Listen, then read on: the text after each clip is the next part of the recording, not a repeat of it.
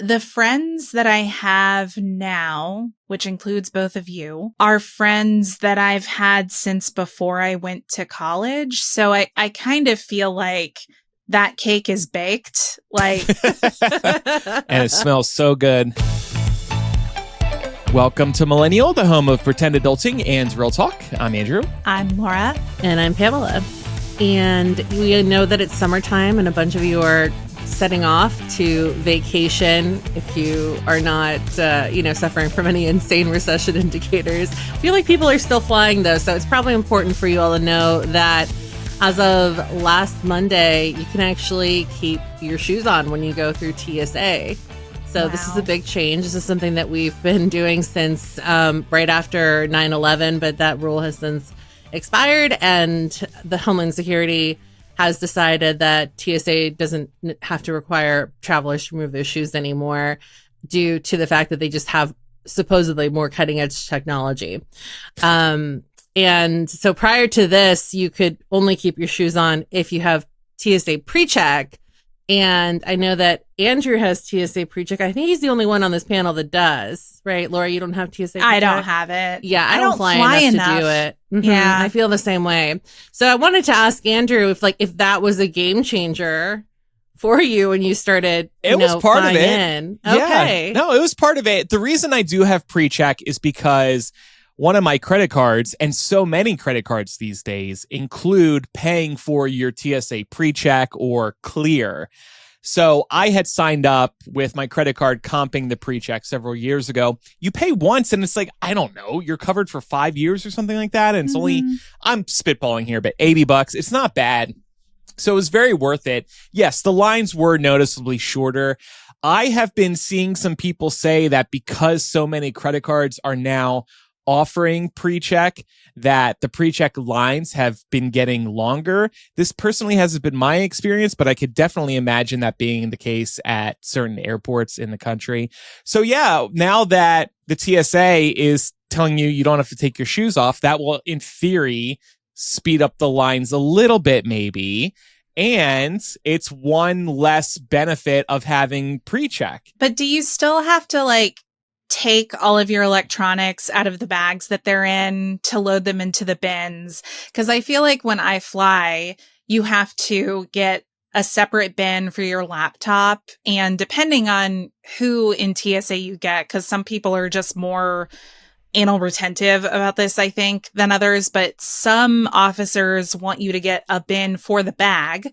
Other officers don't care if you just lay the bag down and send it through as is. So I still feel like there are parts of the TSA experience, if you will, that are going to slow up the lines. Like the shoes thing, that's an improvement for sure. But I don't know that fixes everything. No. I think that we have all just, because it has been a rule for so long now that we've all just gotten used to it. Everybody kind of just wears shoes they know they can slip off really fast. It doesn't matter how long it takes for you to put those shoes back on, but as long as you can get them off fast, that's the big thing, right? So everybody kind of has, if you fly in any capacity at all, you probably have some kind of routine, even if you don't fly frequently, or what kind of shoes you prefer to wear. Yeah, So, Totally. Yeah. I always wear shoes that are slip-ons or something that's just got a Velcro strap on it that I can just easily take on and take off. Honestly, I'm just thinking well, I guess I can just wear whatever shoes I want now, which is great because if I want to bring boots, I don't have to pack the boots. I can wear the boots, and that saves space in the luggage because boots are chunkier than a flat.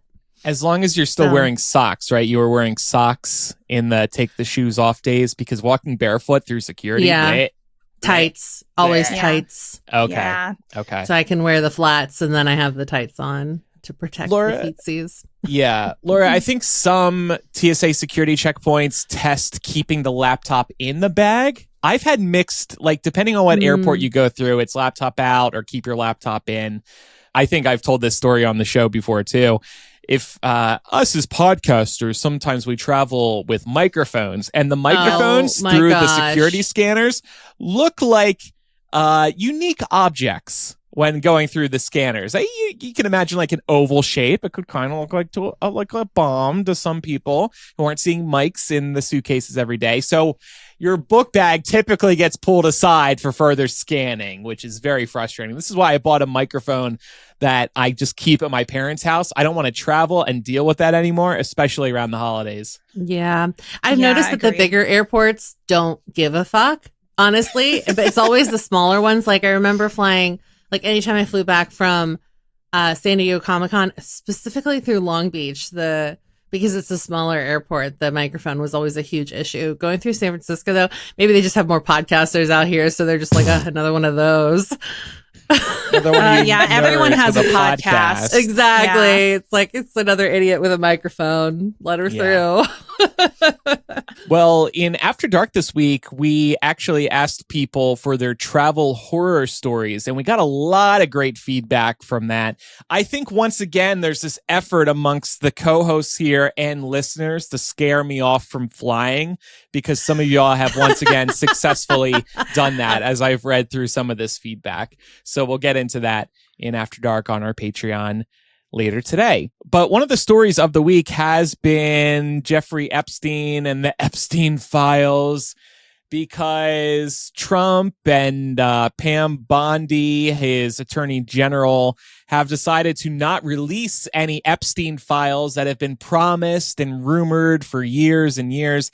And people on the right are pretty pissed about it, because this has been a big thing they've been looking forward to, getting access to the Epstein files. I'm not going to give everybody like a play-by-play of what's happened over the last week or two, but there's been a lot of attention on this, a lot of infighting. Some people in Trump's cabinet might step down over this, over him not releasing more of the files.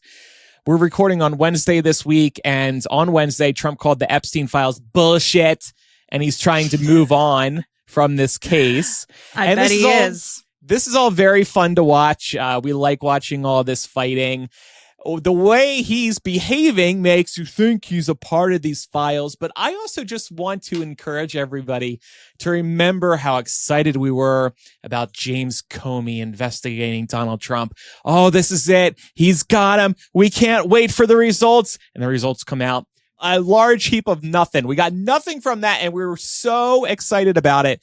I fear that this is what could happen with the Epstein files. So even though Trump doesn't want them out and we love watching him squirm, just remember what happened with Comey. I just always think about, who was it that made a cornerstone of, their campaign and their political rhetoric about releasing the Epstein files? Mm-hmm. It was him and his team, right? And all of a sudden, very abruptly, they no longer want to do it. I think you're right, Andrew. It could just be that maybe there aren't as many prominent names on a list as perhaps people thought there were going to be.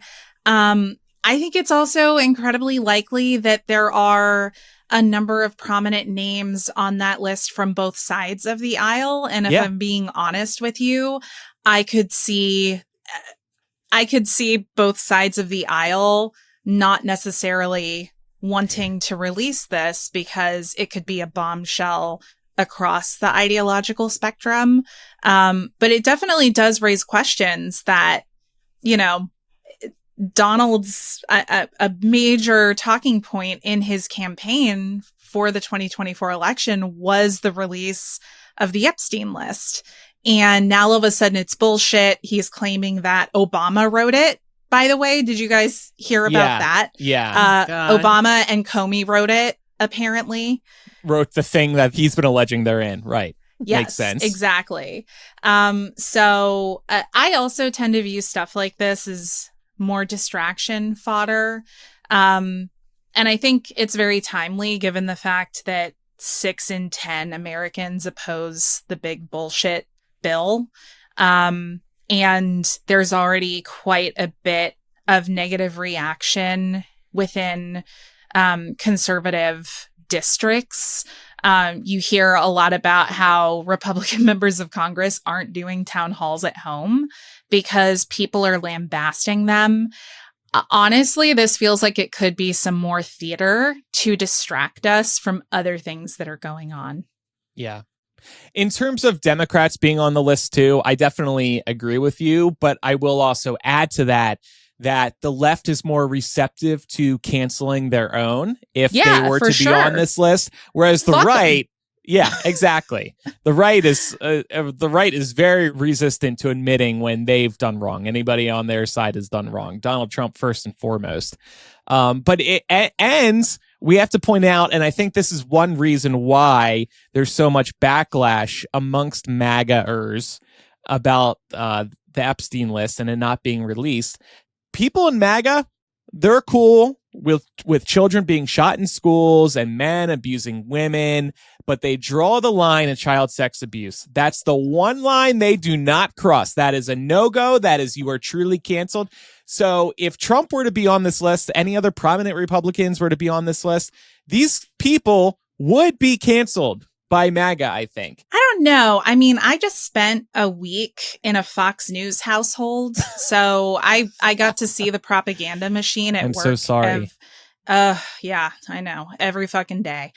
And Fox News is, I think for the most part, towing the party line and supporting the assertion that the Epstein files don't matter and there's nothing to see here. Don't be upset about this. There are more pressing issues like, the deranged Democrats that Trump is trying to bully into taking IQ tests. And they're wanting to really hyper focus on those things because they're also trying to distract their viewers from what's going on.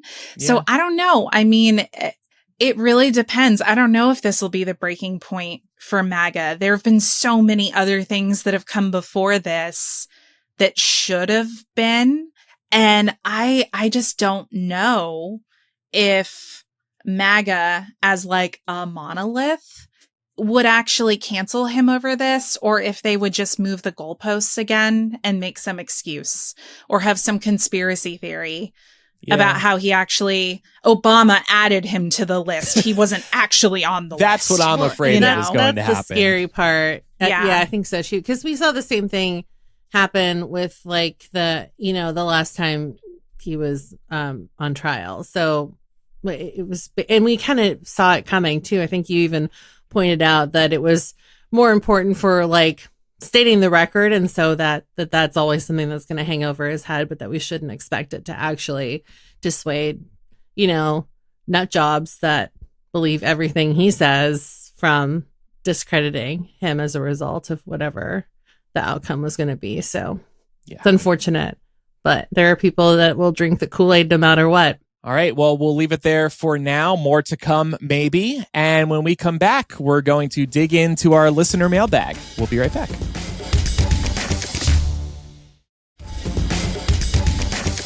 So we wanted to catch up on listener feedback we have received in recent weeks. We're going to start with some feedback we've received over on our Patreon and also on Spotify.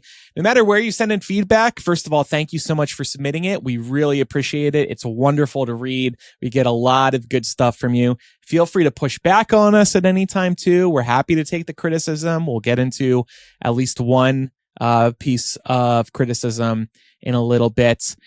But some of you also help us open up our eyes to other issues going on concerning certain topics that we've discussed. On other big, beautiful bill impacts, patron Jenny brings up another issue we didn't touch on. No one's talking about the fact that NASA's budget was cut by 47% in the big, ugly bill. I'm watching decades-long projects via my coworkers get cut. It's absolutely devastating. This cut is being appealed, but I can't begin to say hello morale is. I can imagine, Jenny. Yeah, I'm really glad that you brought this up because it is something that, honestly, I wasn't aware of. I mean, I figured that a lot of really important programs were going to get gutted as part of this legislation. And I think a lot of the focus has been on cuts to Medicaid as well as food stamps. But this is another really great thing to point out because honestly, it's going to lead to a brain drain in this country. This research is not going to stop people are just going to go do it somewhere else. And I really think in doing what we're doing, the US is really abandoning its spot on the world stage.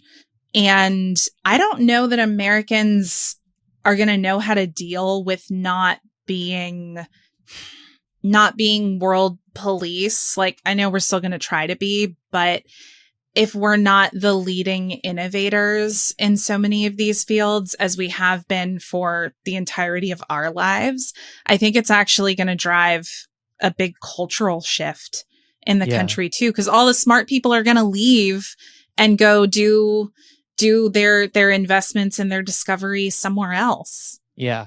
If we want America first, why aren't we funding NASA Right. and getting these projects done? Next up, Carson actually responded to our conversation about the buy the bride a drink trend that we talked about a few weeks ago.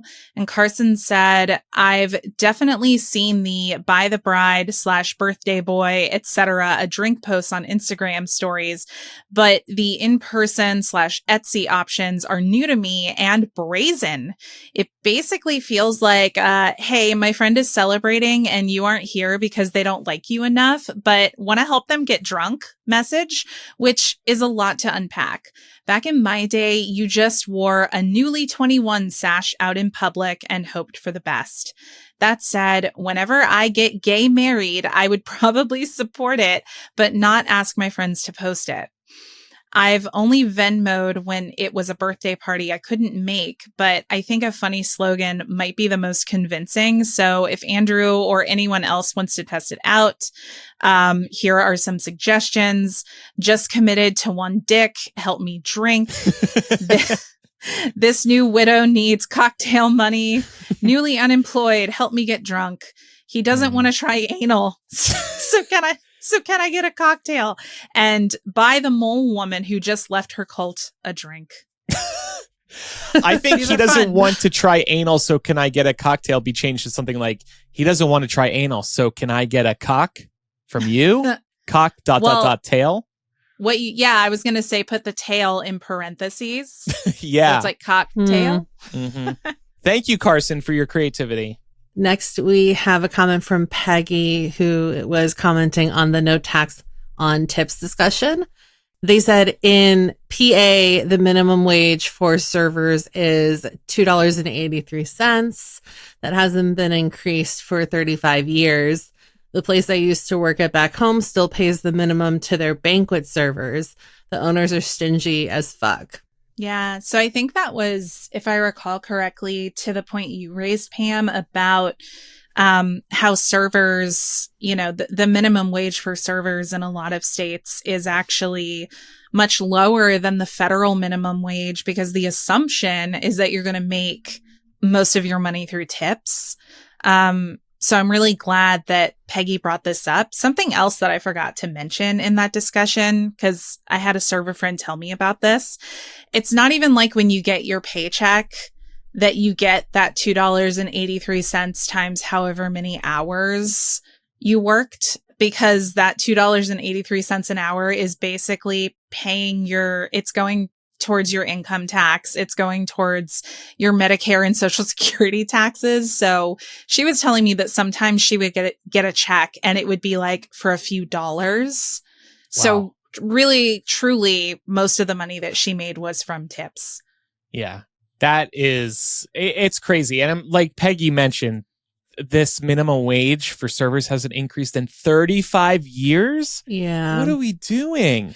I remember having to read that book in high school, Nickle and Dimed. I don't know, that it was like a big book in like the late 90s, early 2000s. I don't know if y'all remember hearing about this, but that was like the first time I had ever heard about this living on the coast. And I think that for a lot of people, since that book was a big hit, was the first time that they had realized that was how bad it was for servers in certain parts of the country. Because if you're not in the industry or you live in a state that has better minimum wage for food industry people, then it's just not, common knowledge.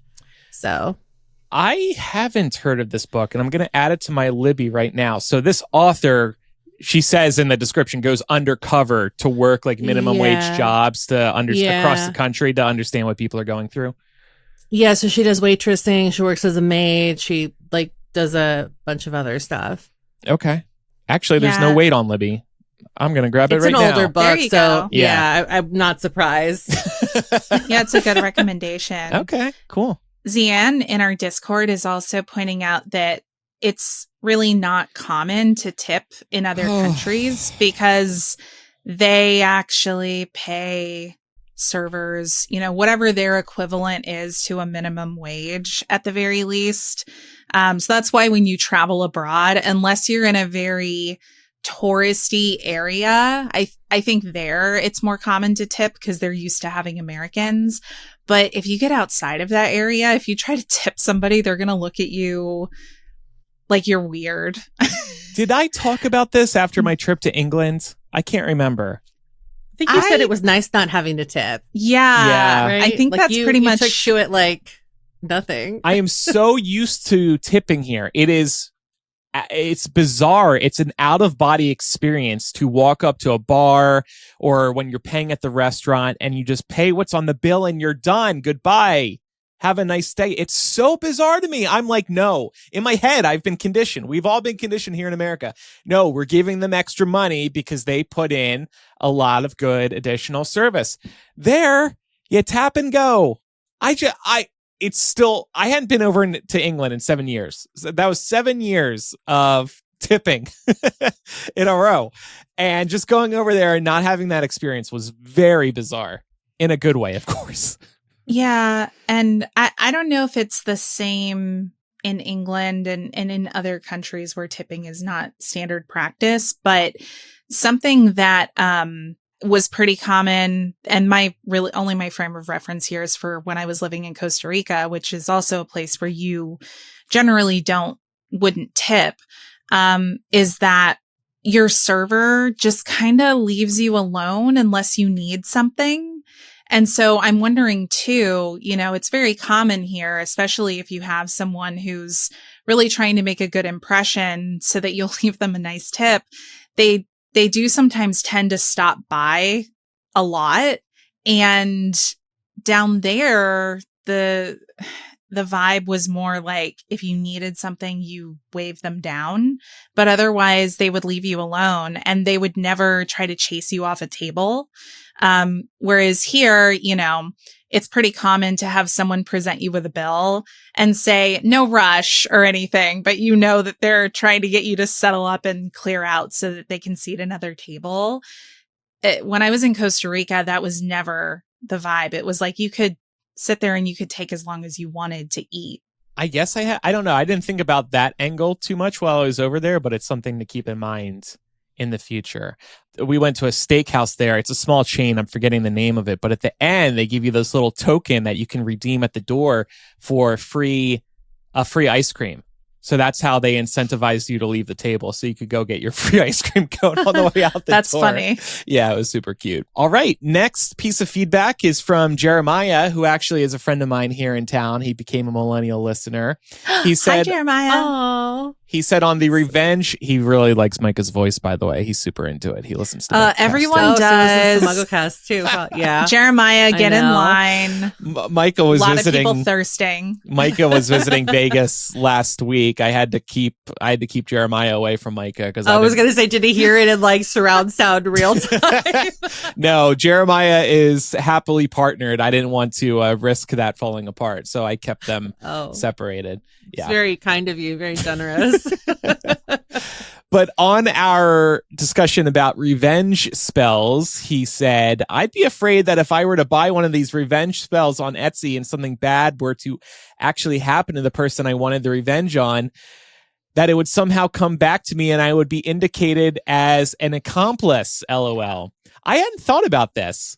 You could be implicated, maybe. There is a paper trail because you do have to use, credit card on Etsy. Well, I guess you could use like a gift card, but still.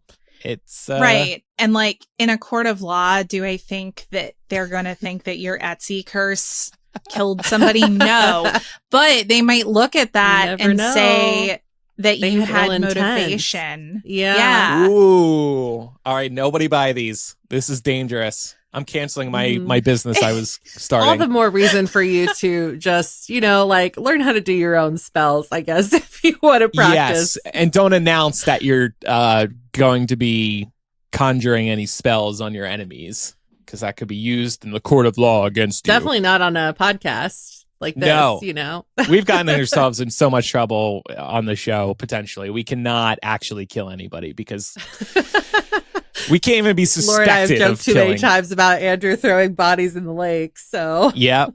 then we have one here from Jazz, who commented on our discussion about people getting crazier and what we had to say about wearing headphones in public, which felt rude. And so Jazz says, for the headphones one, I want to point out that they might not have anything playing. I usually have my headphones on because they are noise canceling. So when I'm talking to someone, I can hear them better. It also makes going through loud stores way easier for me. I always lose the noise canceling earbuds, but the headphones I never do.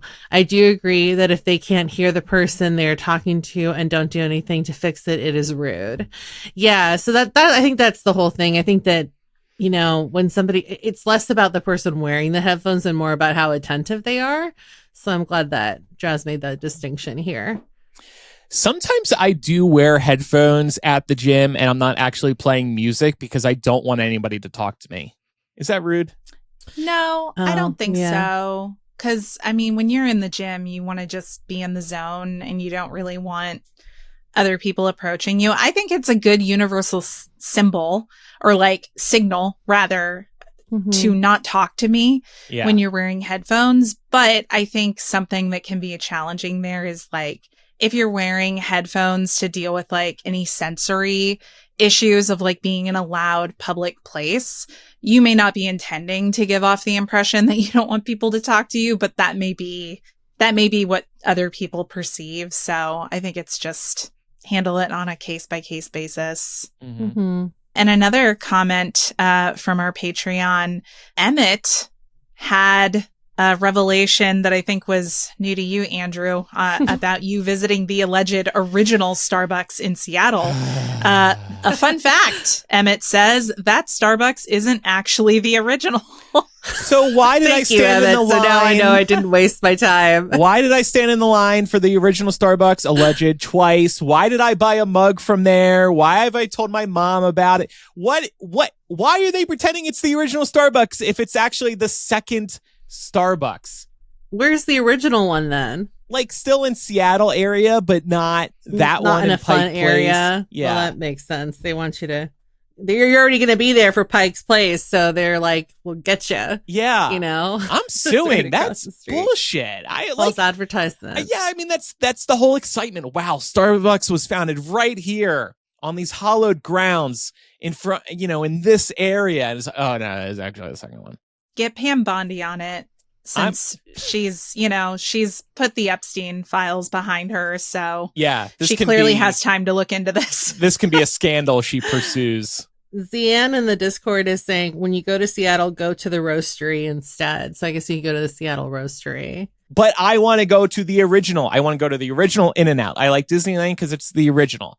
I liked that Starbucks because it was the original. I went to the original Dunkin' Donuts in Boston. Is that not the original too? Is that the third one? Nobody answered that. You got to take it up with Mr. Duncan. Yeah. Discord, please research this for us so we can break Andrew's heart a second time. Yeah. This is putting you two on the spot here, but have either of you ever pursued like going to the first anything? Not really. I'm trying to think. Well, I've been to the first Phil's, but that's just by default because Phil's started in San Francisco. And you're sure it's the first? Yeah, it was a big deal because they closed it down right after Pat came to visit. And he texted me an article about it. He goes, I'm so glad that we went to the first Phil's because it's not long for this world. Oh, it's like closed for good now. Yeah. It's out in the Mission. That's the first location. Okay. Mm-hmm. Okay.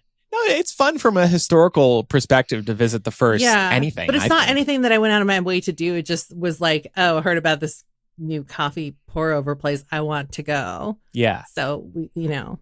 Yeah. It's cool. You can say you did it. But Yeah. if anybody wants the original Starbucks mug, let me know, because I don't want it anymore. It's a lie. You're going to give Are him you a going to sweet sell it on deal? eBay? Yeah. Maybe I'll sell it on eBay. All right, we're going to take one more break today, and then we have some emails to address. We'll be right back.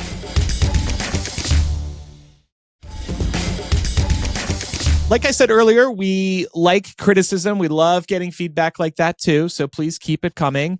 And last week we discussed the story about a San Francisco bookstore removing the Harry Potter books from their shelves.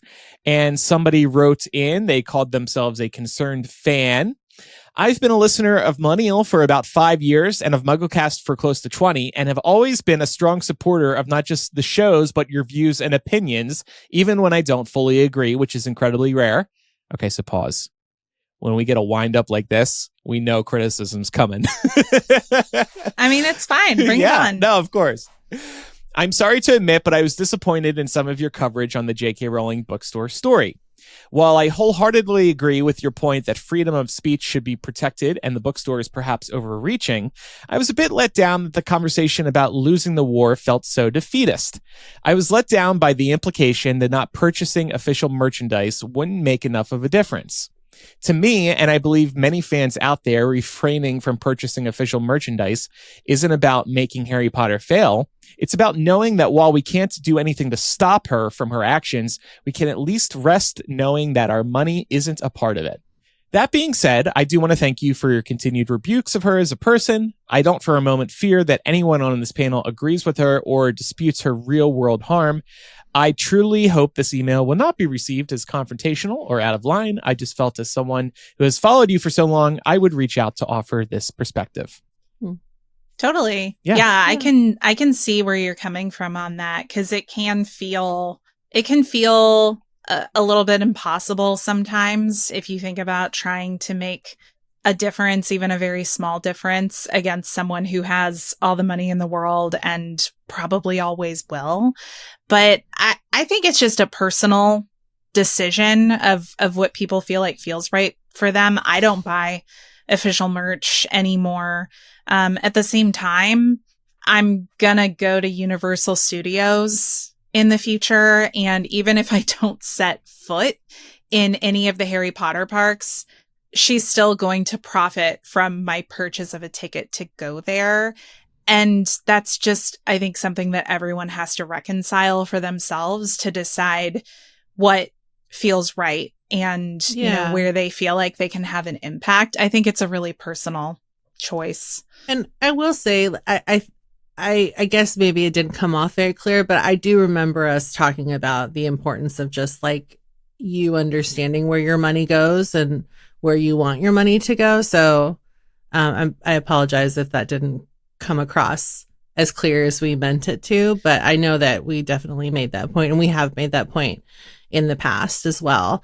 Even, you know, going as far back as talking about the Johnny Depp trial when he was still involved with Fantastic Beasts, and how, you know, maybe the best way to still enjoy something like that is to offset your contribution by contributing to an organization that is actually going to help, in this case, trans people or trans youth, or, you know, anything that she stands against. Yeah.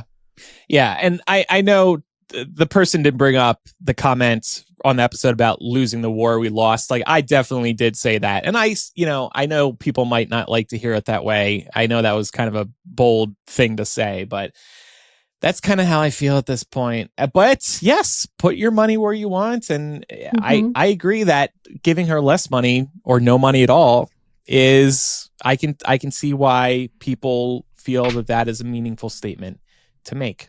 Totally. So our next email comes from April, and this is, it's a difficult subject. She wrote in about a parent of one of her students being detained and deported by ICE.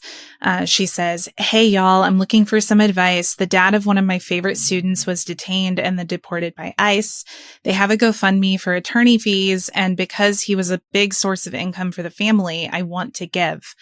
My husband made the point that very sadly, this is likely going to happen more and more at this point, particularly because that stupid bill funded way more ICE officers. I teach at a bilingual school that is 99% Latinx, so there's the possibility of spiraling and wanting to give money to every family that this happens to, or looking like I gave money to one kid and not another. I could also give anonymously or reach out to the mom directly and ask if I can help her in any way. Do you have any thoughts for how I could help? I actually think your idea of connecting with the mother and asking what would be most helpful to her right now is probably your best first step. Because it could be, you offered some other suggestions of things you could do, like buying them groceries, maybe. These are all things that can be really helpful, but I would just ask. And it sounds like this mom is pretty involved. And in your email, you also wrote that she comes to every single violin lesson that her daughters have. And it seems like that could be a good opportunity for you to pull her aside and just, one, express your support, and two, ask how you can be of help to her and her daughters. It could literally be maybe you giving extra lessons, or maybe even volunteering to babysit, right? Who knows what this time is looking like for her. And, I think when it comes to giving to a GoFundMe, if you're concerned about sort of like maybe looking as though you're not supporting students' families equally, maybe what you and your husband should do is you should look at your finances and figure out what is affordable to you to give financially, or if it is affordable for you to give financially, decide on that amount and then say, this is the amount that we would contribute to each GoFundMe. And if we knew someone who was affected, And April, you have every reason to assume this could get worse, but also you are still operating in what ifs right now. So I would say donate and cross that next bridge when you get there. I wouldn't withhold money if you are willing and able to donate now because of further potential arrests. I'm guessing you are, just based on the school environment you work in, but making it readily apparent to the parents of your students that you are an ally and you're a safe space. So, making sure that they know that to the extent possible, you want to and are willing to help. It's a tough one. Mm-hmm. Michael says, good morning, millennials. It has been 19 years since I graduated college, class of 2006. And today I realized it has been a decade since I've spoken to any of my friends from college. I still have them friended on Facebook, and there were a handful of weddings and events over the years I've attended, but no direct contact. Is this normal? We all live in different parts of the country, and life has taken us in so many directions, and it feels like at some point those friendships quietly ended. I think That's it is tough. Normal. It's tough, but I think it is normal. Yeah. Yeah, I graduated in 2011, and I'm very similar to you, Michael. I am still friended on social media with a lot of my friends from college, and we may exchange a message here and there, like give each other a like of support when something big happens in each other's lives. But we also live far away. I went to college in Maryland and I live in Georgia now, and most of my friends are still in that area. Occasionally I do try to get together with them when it works, but yeah, we're not as in touch as we were back then. I think it's normal. Mm-hmm. I hope it's normal. Yeah, there are some friends that I keep in touch with from college, but a lot of them I don't. We've just naturally gravitated apart. I think that's just the way friendship works sometimes. It's the same thing with like the friends I had in high school. I thought the friends I had in high school, we were going to be like friends forever. And the reality is that it's, even if you grow up together, it's, hard to keep in touch when life is pulling you in different directions and everybody's at different stages. But, I think it's bittersweet, right? It's sad because you're thinking about what you lost and what you might have if you had made more of an effort. But I think that you just have to make peace with the fact that, like that you still wish each other well, and it wasn't anything malicious that ended those relationships, you know? And I know it can feel a little daunting, but I would say don't be afraid to message these people on Facebook and be like, hey, Pam, you've brought up the point before, letting people know you were thinking about them. Just saying, hey, I was thinking about you. How you doing? I miss hanging out with you in college or high school. That would go a long way for people. Yeah, I actually did that a couple of years ago with one of my best friends from high school. I was at this restaurant on my birthday, and this guy walked in, and he just looked so much like him, to the point where I almost went up to him and said hi, but he was with a big group of family, and it was just like the whole afternoon after we left, because I was on my way out when I saw him, I was like, I swear to God, that was Nick. And so then finally I was like, oh, let me just like message him on Facebook and just say, hey, like, did you happen to be here? You know, because I thought I saw you. It turns out that he was like on the other side of the world. So that wasn't him. But then I had noticed that the last time we had messaged was because he said that he had a dream and I was in his dream. Ooh, so I was going to say, do you want to fuck this guy? No, sounds like he's he wants gay. To fuck you. Oh, damn. It's always those good ones, right? But yeah. So all anyway, the good ones are gay. All the good ones are Good gay. ones are gay. Gosh, why are we so good? You're not really helping the cause either yourself. No, but yeah, so I just think it's really sweet. Like you should, like, if if it feels right, I think that, there's nothing wrong with reaching out, like Andrew said. So yeah, what's the worst that can happen? They don't reply to you. They don't respond. Yeah. But I bet you they will. Yeah. I, every once in a while, will have an extremely brief conversation with somebody from high school. Not one person in particular, just a few different people. Maybe we cross each other's social media feeds or whatever. It's nice to have those brief moments, however brief they might be. Or like you run into somebody randomly when you're both in the same town. It's like, I always feel good after those interactions. Yeah. It's someone that you want to run into. Right. It's, you know what, honestly, like, I don't think I've ever run into anybody I haven't wanted to run into. So that's fair. But yeah. So I don't think I have told this story on the show. A summer or two ago, I was back in New Jersey in my hometown where my family still lives. And I was getting my hair cut at like a Great Clips. And my hair is currently being cut. And I see in the mirror that a girl I knew and had a pretty significant crush on in middle school, she comes in with her child. I did not want to have a conversation with her. We don't talk anymore. We haven't talked in like 20 plus years, but I had a crush on her. So, it's like kind of bizarre seeing her today. And, my hair is like half cut and we haven't seen each other in 20 years. So I kind of thought she wouldn't recognize me, but I try to avoid eye contact, but then we make eye contact a couple minutes after she walks in and she's like, hey, how you doing? I'm like, oh, God damn, she recognized me. How the hell did that happen? So then we ended up talking and, it was fine, but it's also just bizarre seeing her with a child now. That's the crazy part too, is like seeing people, because I'm still friends with, people I went to high school with, people I went to college with, and seeing them with kids now. And then sometimes like, it's like it looks like they just pressed, copy paste on their child, or like, there's one person in particular I'm thinking of whose kid is like the spitting image of her brother. And it's just like genetics are crazy. Yeah. Do you think she had a crush on you too, Andrew? Is that why she remembered? I don't know. Maybe. Oh yeah, maybe. We also are Facebook friends. So there was that. So she's seen you recently, probably, basically, but like on a screen. I don't post on Facebook or use it anymore, but yeah. But you still have your profile picture up, True. True. Facebook always likes to push those, like, on this day, you became friends with so-and-so. Right, so. Right. Oh, yeah. Okay, kind of a deep question for both of you. So we're talking now about how, we've gone our separate ways with people from high school or college, and it's sad.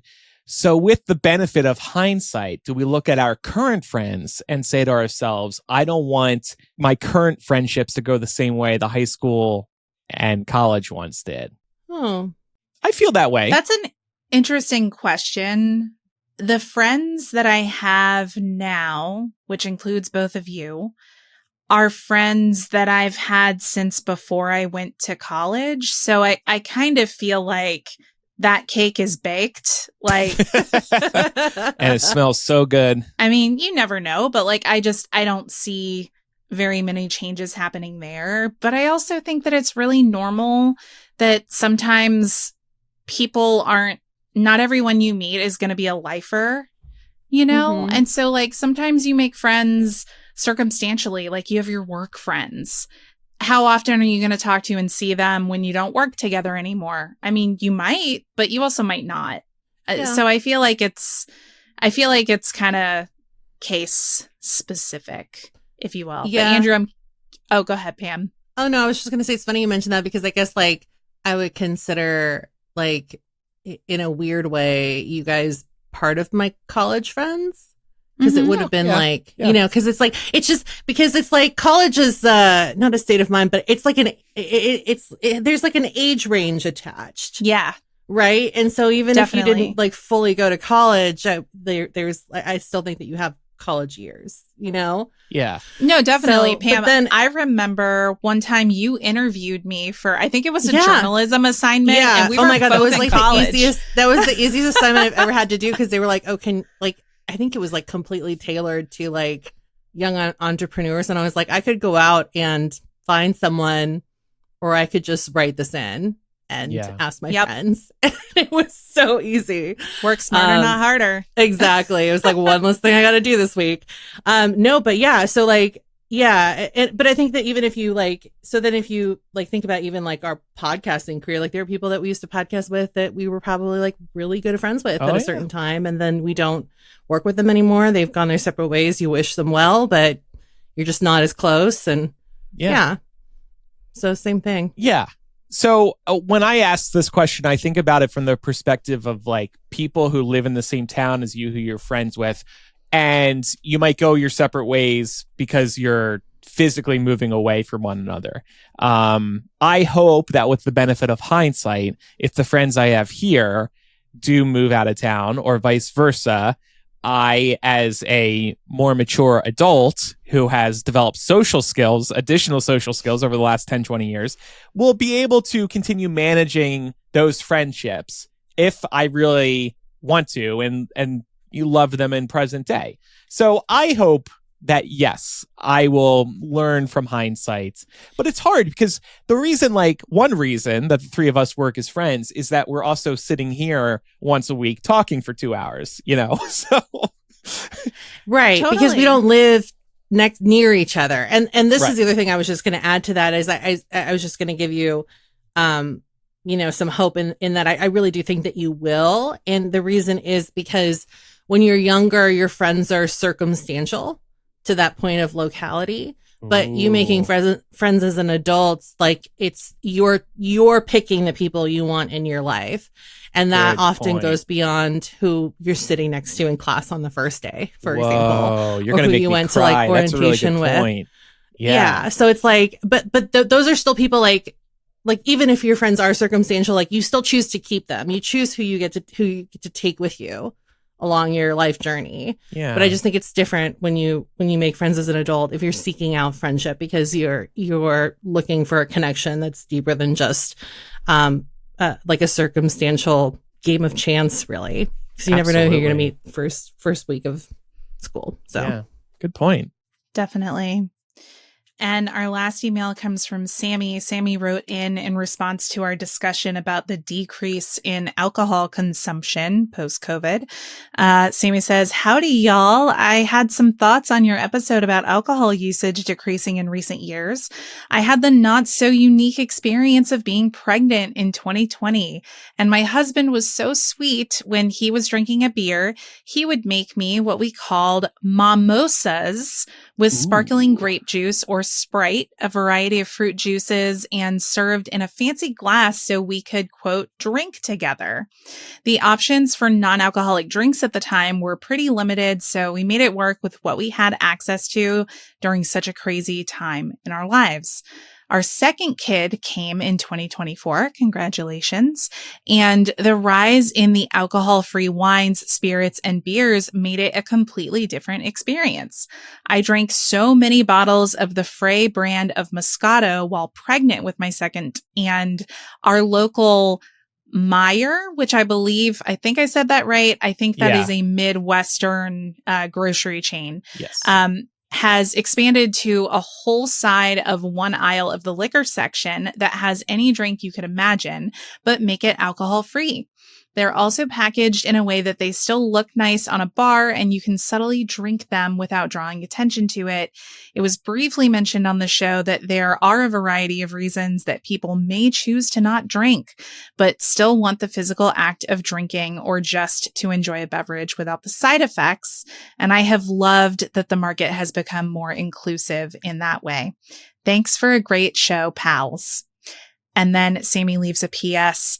I have no idea why, but I heard Laura's voice reading this while I was typing. Well, Sammy, your wish is my command.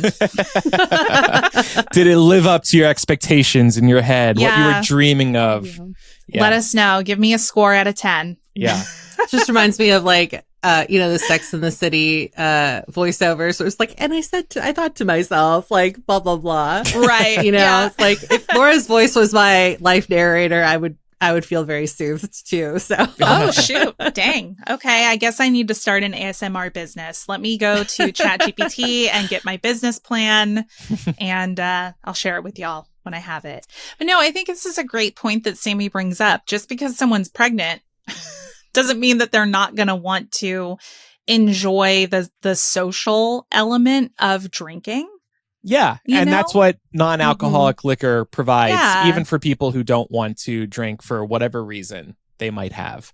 I do also like that, this is a rising trend. I've seen some talk online, though. If you go into a bar or restaurant, you see more and more mocktails these days.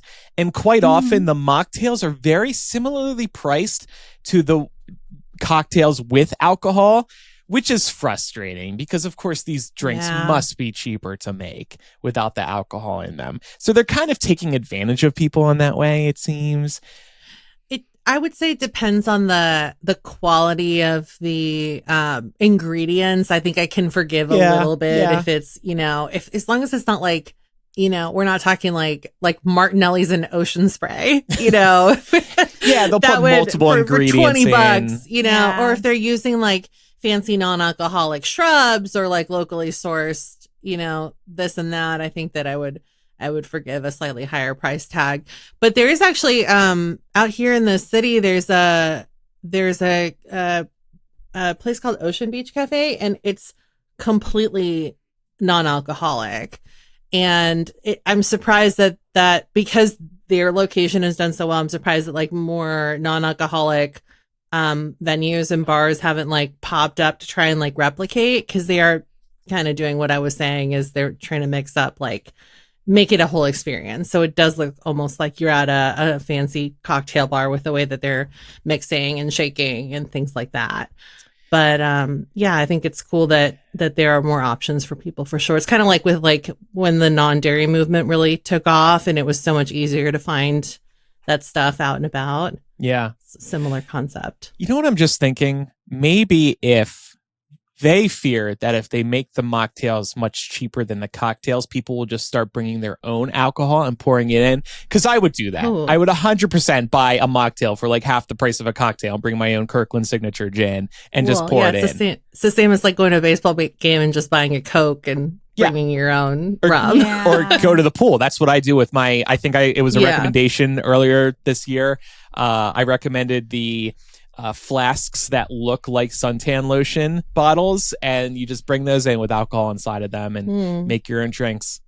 I love saving a buck like that. Well, thanks again, everybody, for the great feedback. We love getting and reading and airing the feedback that we get. Please keep it coming.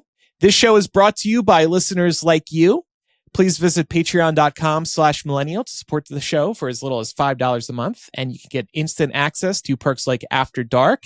Like I said at the top of the show, we're going to be discussing travel horror stories, continuing with our feedback episode today. We got a lot of great stories from people. Plus, I have an update. I don't know if we teased it in the main show last week, so people might not understand what I'm talking about here, but my AirPods were stolen last week, and I have a good update concerning that, and not in the way that you might be expecting. So that's coming up in After Dark this week.